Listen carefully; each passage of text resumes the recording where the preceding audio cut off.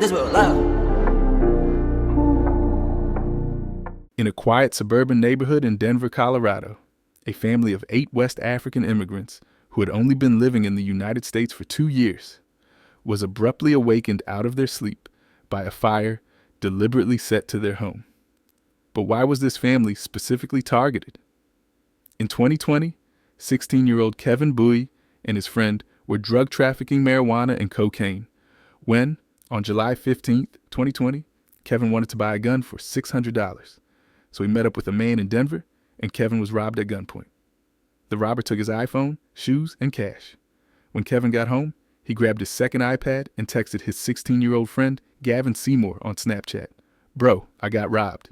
You good?" "I'm good, bro. Like I've been fine." It is what it is. I can't find this nigga. Everything I lost, I can get it back. It just shouldn't have happened like that. I deserve that shit because I knew it would happen. And they gon' get theirs like I got mine. This shit got me so sour. Like I can't even be mad. We used to do the same shit to random niggas. Kevin would text this message on August 1st, 2020 to Gavin. Hashtag possibly ruin our future and burn his house down. Kevin would eventually track his stolen phone to the residence where the West African family was staying.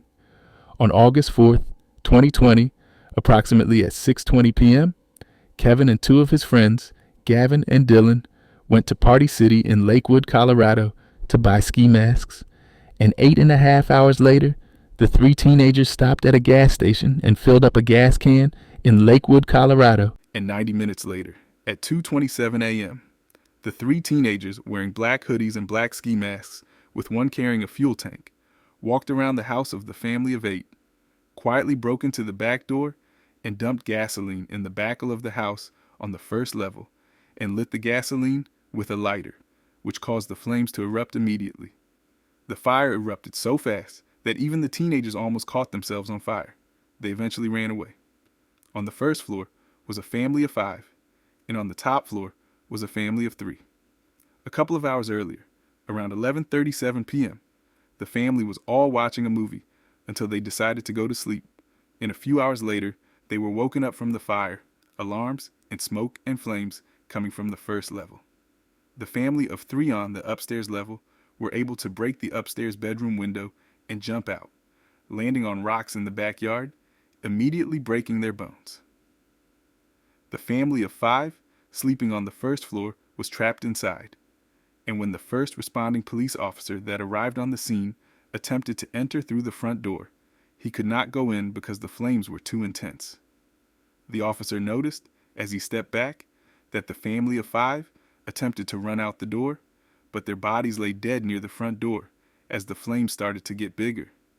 The fire was eventually put out when firefighters came, and in the end, out of the 8 residents, 3 family members survived and 5 were killed, including a 29-year-old man, his wife who was 23, her sister who was 25, and also their daughters, who were both 2 years old and 6 months old. Luckily, one of the family members was at work at the time of the incident, with his overnight shift at 7-Elevens, starting at 11 p.m. and ending at 7 a.m. His room was also on the first level. In the end, none of the family members were involved in the robbery of Kevin, and he had tracked down the wrong address. After the incident, Kevin and his friends would throw a house party and go camping, not showing any type of remorse for being the cause of taking the lives of innocent victims.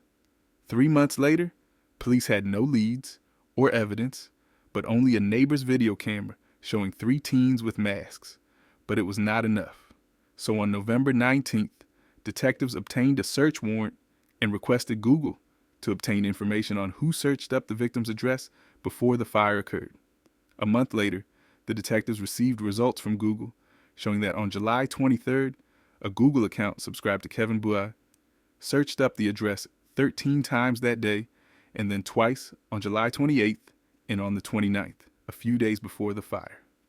Detectives were then able to get access to Kevin's Google search history, and it showed him looking up ski masks to buy from Party City.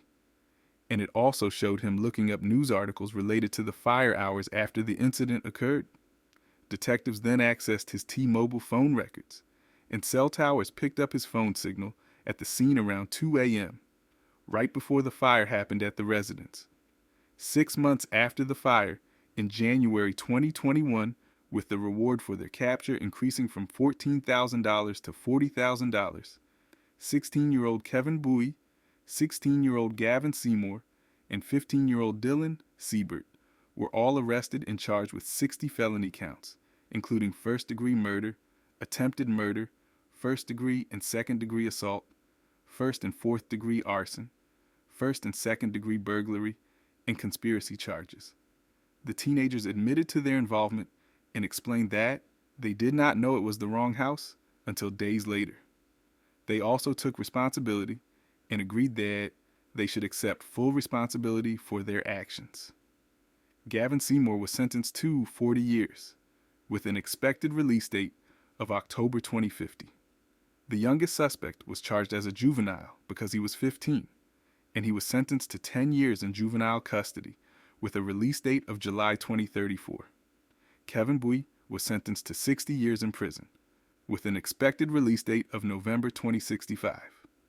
The survivors of the fire expressed at the suspects' sentencing that they must take pills to go to sleep now, and also expressed how the family lost everything. The family was able to start a GoFundMe and was able to raise $218,000.